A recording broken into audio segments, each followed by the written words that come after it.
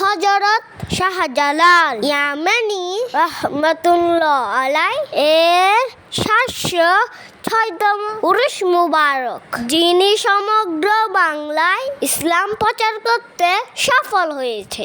তিনি কুরাইশ বংশীয় ইয়ামেনের এক প্রভাবশালী পরিবারে জন্মগ্রহণ করে। তার পিতার নাম মুহাম্মদ বিন ইব্রাহিম কুরাইশি রহমাতুল্লাহ, মাতার নাম সৈয়দা হাসানা ফাতিমা। তিনি 360 জন আউলিয়া নিয়ে গৌর গোবিন্দকে পরাজিত করে সিলেট বিজয় করেন এবং ইসলামের পতাকা উত্তোলন করে।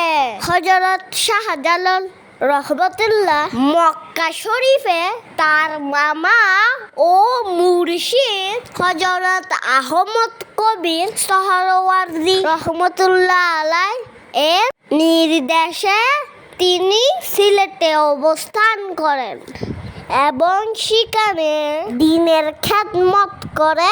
19 জিলকদ আজকের এই দিনে জোহরের নামাজে শেষ সিজদায় ইন্তিকাল করেন এবং সেখানে তাকে দাফন করা হয়। আল্লাহ তাআলা বলেন, সফল সেই যে নিজেকে পরিশুদ্ধ করেছে।